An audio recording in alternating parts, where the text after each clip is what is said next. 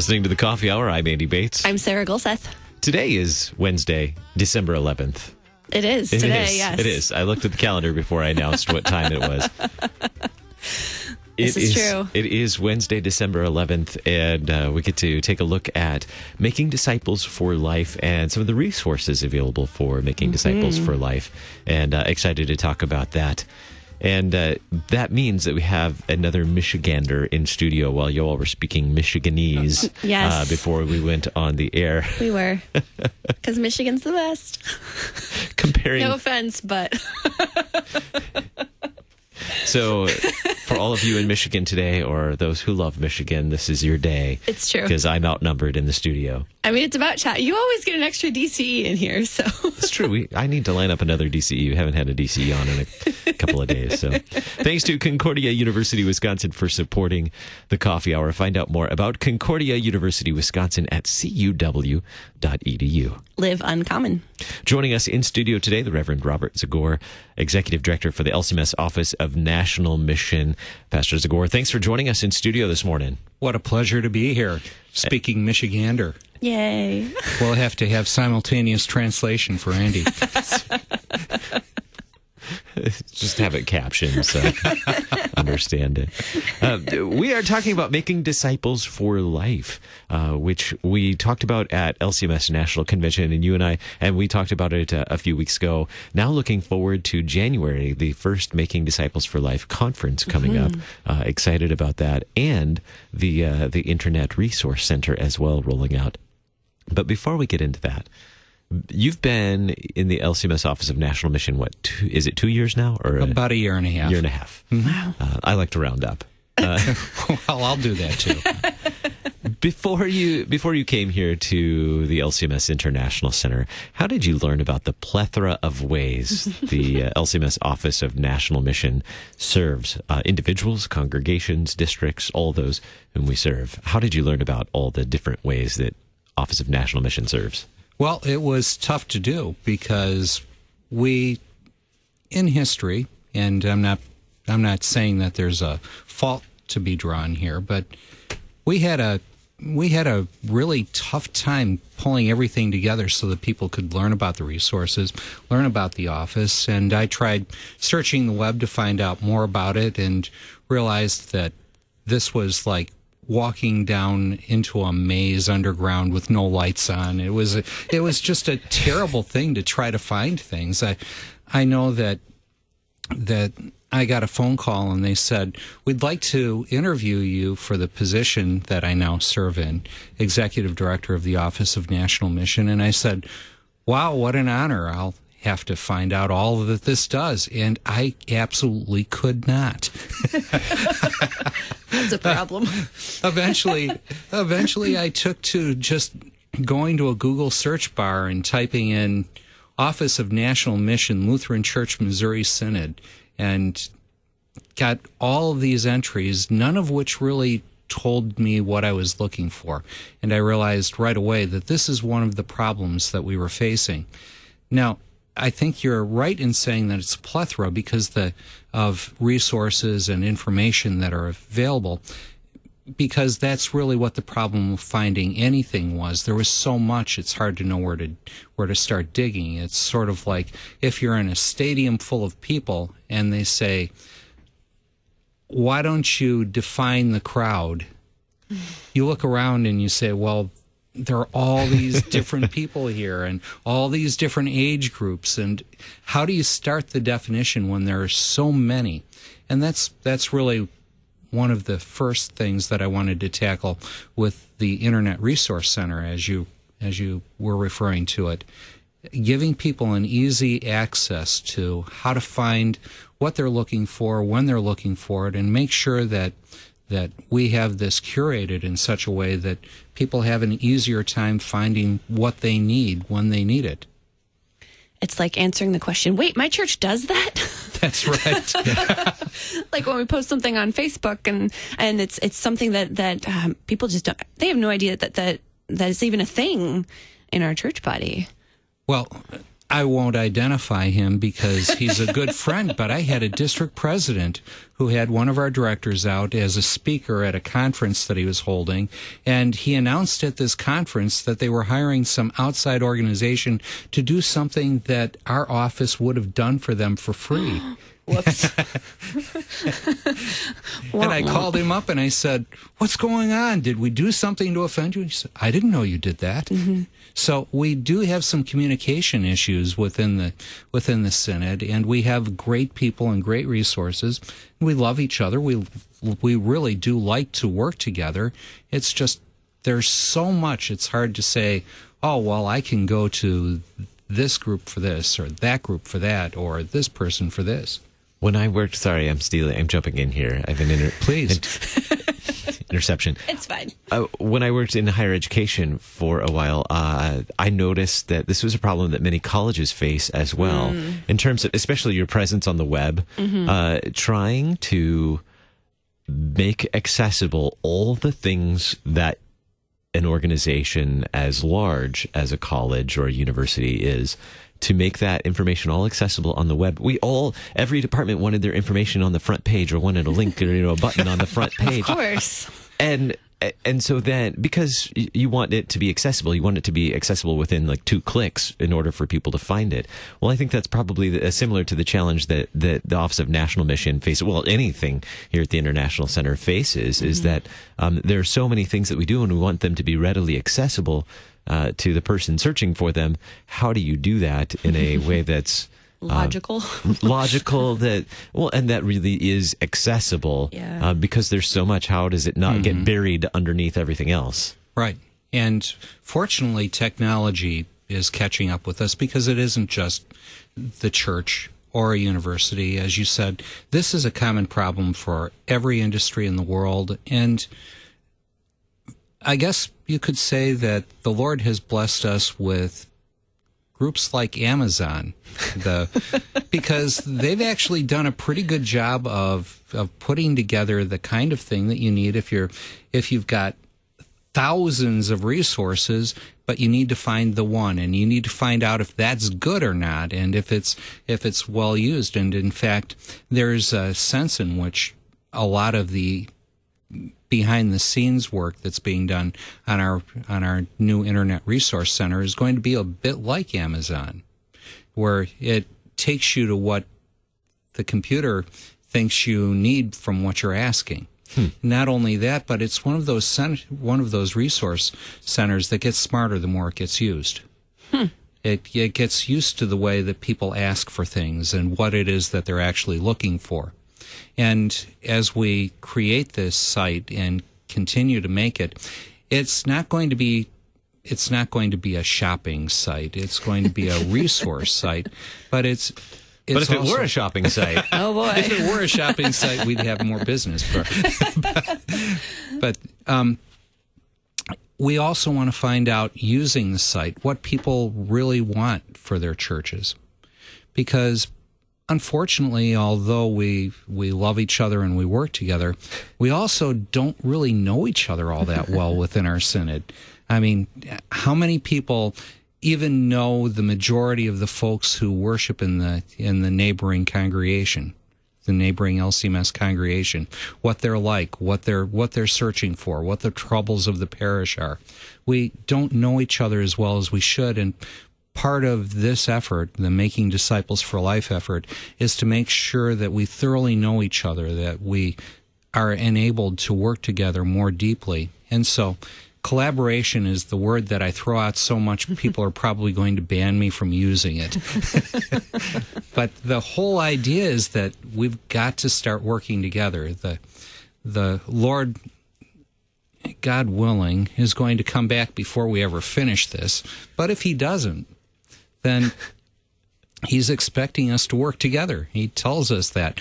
Let them be one as we are one. Mm-hmm. We've talked about all the wide expanse of all of the things that National Mission does. How would you describe All the people in the stadium? All the people in the stadium. I'm asking you that question. But I mean, the National Mission serves what people and congregations and organizations, and what is that breadth of service that National Mission actually does? Well, I guess the very quick way to get your mind wrapped around it, and not the entirely accurate way, is everything that we as a church body do from the domestic point of view, except for pastoral education and university education, is under the Office of National Mission. Mm-hmm. And so everything from youth to recognized service organizations to disaster response to just about anything, witness and outreach, revitalization, urban and inner city mission, black mission, Hispanic mission, just about anything that you can think of that you'd say, gee, the LCMS does that. If it's happening in the United States, that's the Office of National Mission. So why do you, going back to the Internet Resource site, or center, Internet Resource Center, walk us through, you said that it'll help you find what you're looking for. Right. What if you don't find what you're looking for in the Internet Resource Center? What if you're looking for something that you're just not finding, but you know it has to do with Office of National Mission. You know it has something to do with the Lord's work here domestically in the United States. Mm-hmm. Well, and it won't just give our resources; it'll give resources available throughout the synod. But as you're looking and you get frustrated and you end up with my basic computer experience, oh, I just give up. Where is a real person? You can actually get to a real person by simply clicking a link, and you can talk live to somebody in our Church Information Center. And if they don't already have the answer, because there are a bunch of answers that they give all the time to the same questions, because we're all much more alike than we think we are, and our problems are all much more alike than we think they are. But if they don't have the answer, they'll be able to directly connect those who are seeking information to a subject matter expert who can give them more information, more resources, more help. We're talking with Pastor Bob Zagore, Executive Director of the LCMS Office of National Mission, about the Internet Resource Center for Making Disciples for Life. And we have more to share, including the upcoming January conference. You're listening to The Coffee Hour. I'm Andy Bates. I'm Sarah Golseth.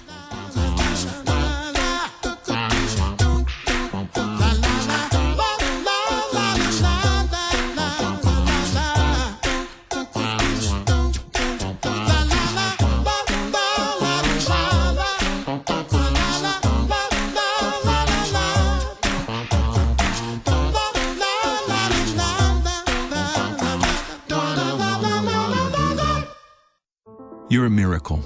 You know that, right? A living, breathing, one-of-a-kind miracle. You were created to stand apart, to share your gifts in the service of others, to make an uncommon impact in a common world. And at Concordia University, it's our mission to help you do that, to live uncommon. To learn more about Concordia, go to cuw.edu.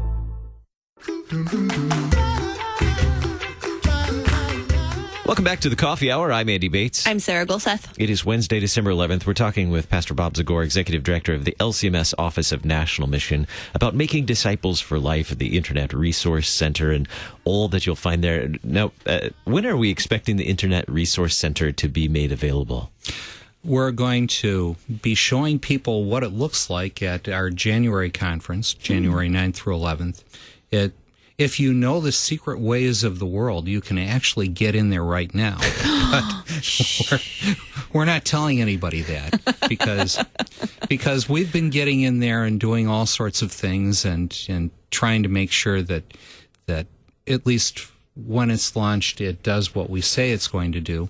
But it's kind of funny because people have been already discovering it on their own. I have no idea how people find these things and do these things, but I've actually already been getting feedback on what people like and don't like about it from folks who are just sort of randomly finding their way in. So actually already out there. I'm going to search for it right now. It's the magic of search engines.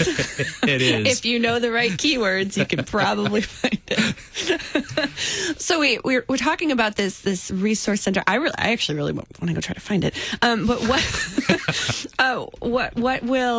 how will this serve church workers? What are we going to find on this resource center? Well, for example, if you're in your congregation and you say, we've only got 3 or 4 kids and we want to start a youth group, is there a way to put together a valuable youth program for just 3 or 4 children or just 3 or 4 youth? And the answer is yes, and some of the resources to do that will be available.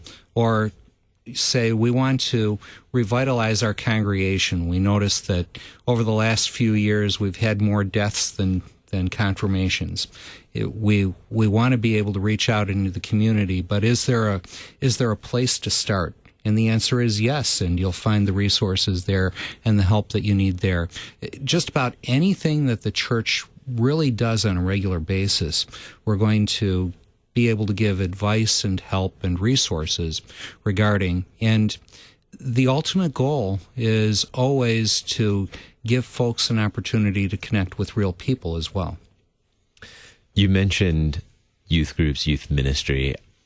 I have to mention at this point, because this is LCMS Office of National Mission as well, the LCMS Youth Ministry podcast that just launched this fall, End Goals. Mm-hmm. If you haven't checked it out, go to kfuo.org. It's under LCMS podcasts. Look for the podcast called End Goals, LCMS Youth Ministry, or you can find it anywhere you get your podcast, Apple and all those other places where podcasts show up.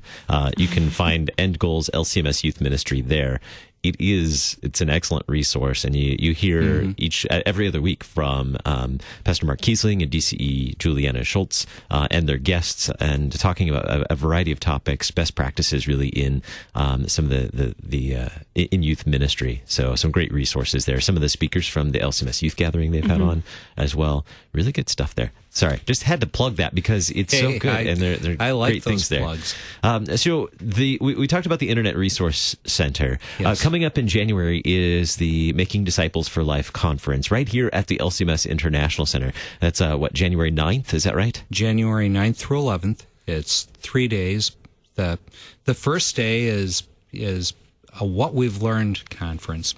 You're going to have the president of Synod, the chief mission officer of Synod, the leaders of the 2 mission offices talking about what we've learned that we've got to do well and what the future looks like for the Missouri Synod. Some hard lessons that we as a church body have learned, but some also pretty bright-looking things off into our future as the Lord continues to give his gifts to his people and they start bearing fruit throughout the land and throughout the world.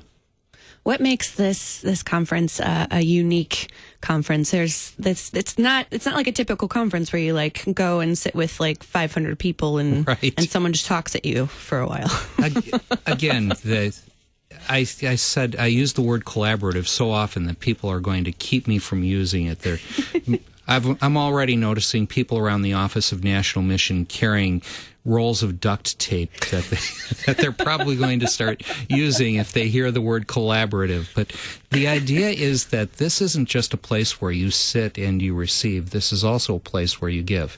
And among the many things that this conference is going to do that are different is we've got these table talks where people sit around with a subject matter expert, about 15 people, and the idea is to share resources with one another, to talk about problems that are going on, and also to help us identify some of the resources that may not be readily available that people need. And so the whole idea is that this is a conversation that the church has entered into with herself in order to find out how we can carry out that mission more fully, how we can help each other. That goes along with just about everything with making disciples for life. For example, the new resources that we develop, we have development partner congregations which are testing these out, and going back to the Amazon model, if you look down at the bottom and you see the reviews, and this is 5 stars, and somebody writes a lot about why it helped or why it didn't help, that we're going to be doing the same things with actual congregations and church workers who have tried out the resources and what they found about them, what could be improved.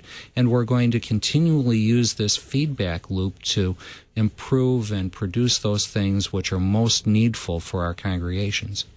Who is this for? Who would want to register for this? Well, I think just about anybody should want to register for it. It's going to be wonderful. But the way that we've been describing it is these conferences are intended to be things that lay people take their pastors to. And the idea is the resources are going to be communicated at the lay level. This isn't going to be a 30-day journey through the Genus Majestaticum or something like that. Some esoteric piece of theology, which is really very important. That conference will be in March. Okay. But we're going to be talking about the practical ways that the people of God live out their vocations in life and the way that they help their congregations, lead their congregations, and fulfill their role as the royal priesthood, all the while not neglecting the means of grace that our Lord has given us. Let's say you can't make it to St. Louis in January. There's no flights. Or you're snowy. allergic to cold. Or that. Let's just say you can't be here in January. We're going to be having these conferences all over the country for the next 3 years.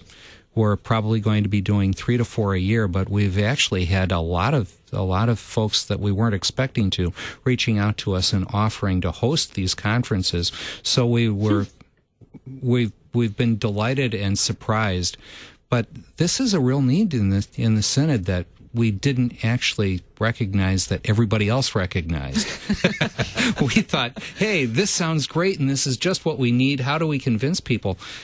We've only got 18 spots open for the St. Louis conference, right, as of this morning. Well, as of right now. And at the time of this broadcast. As of the time of this broadcast, which is incredible because I didn't really expect it to be sold out, especially a month in advance. Yeah. And we've only had the registration open for a month, so people are just barely learning about it. And it's already going to, I believe, be at capacity. And we may have to pull some chairs into a couple of rooms, but there's a great desire of the people of God to do the work together and to be a part of something new. And even some folks that, I won't say that anybody's an enemy in the church, but don't necessarily play well together and in history are now talking about joining hands and doing the things that we need to do under Christ's forgiveness and under the cross, because this is a time when the church cannot neglect her duties. And so it's a wonderful thing. If you want to see the list of the breakout sessions, just go to lcms.org, and the Making Disciples for Life banner is there. The slider is there on the homepage. You can click on that, and that'll take you to the Making Disciples for Life initial gathering information. And there's a whole list of the breakout sessions there, as well as the table talk discussions as well. There will be a lot of presentations and conversations going on simultaneously, it looks like. There will be. And the idea is we always want to make sure that people are in smallish groups. Never just the big 500 people in a room and you get blasted by a single information giver, but that everything gets to be interactive. LCMS.org is the place to find information on Making Disciples for Life, and rolling out in 2020, the Making Disciples for Life Internet Resource Center as well. We don't have a definite date on that, correct? Well, as I said, 2020. 2020 is good. It's a vision thing. Nice pun there. 2020. It's a vision thing. Oh, man. There's going to be so many of those next year. I know. You're So going to be. many. But I got in there first. Anything else? Just 10 seconds left. Anything else we need to know about registration if we're registering for this conference or watching for future ones? Go to lcms.org. It will always be there. Very good. The Reverend Robert Zagore, Executive Director, LCMS, Office of National Mission, Making Disciples for Life. Thank you so much for being our guest on the Coffee Hour today. What a joy. Thank you. I'm Andy Bates. I'm Sarah Gulseth. La la la